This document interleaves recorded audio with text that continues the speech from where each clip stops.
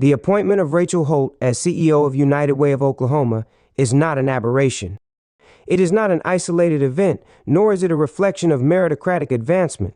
It is rather an example of a broader and more insidious pattern: the fusion of corporate power, political influence, and philanthropic institutions into a seamless system designed to perpetuate elite control.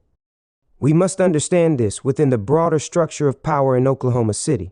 Her husband, Mayor David Holt, played a central role in pushing through the billion-dollar public financing of a second Thunder Arena, a subsidy to the already wealthy ownership class.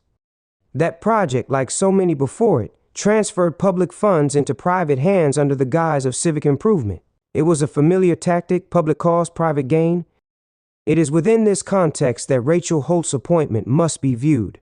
The function of institutions like United Way is, in theory, to provide for those left behind by the so-called free market, to fill in the gaps that systemic inequality creates.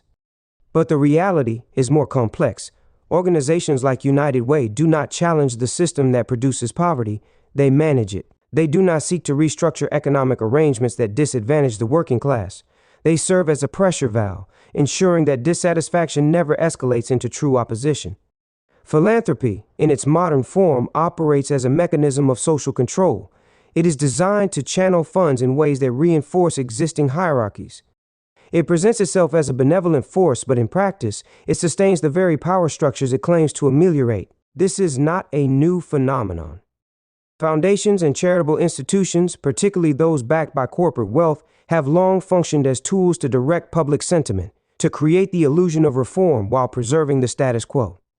The placement of Rachael Holt at the helm of one of Oklahoma's largest philanthropic organizations is therefore not simply a matter of personal advancement. It is an extension of the same mechanisms that brought about the second arena deal. Political influence begets institutional power, which in turn cements economic advantage. It is not about service, it is about consolidation.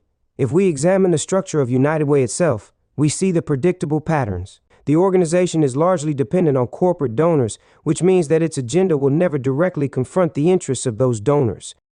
It will not advocate for living wages, for wealth redistribution, or for policies that would structurally reduce the need for charity in the first place. Instead, it will focus on palatable, non-threatening initiatives, ones that generate goodwill but do not challenge the underlying conditions that necessitate their existence. This is how power sustains itself. It does not simply impose its will through force, it manufactures legitimacy. By positioning itself as the solution to the problems it creates, the ruling class deflects scrutiny and maintains its dominance. The appointment of Rachael Holt is not an accident. It is a textbook example of how political and economic elites ensure that institutions nominally dedicated to the public good remain under their control.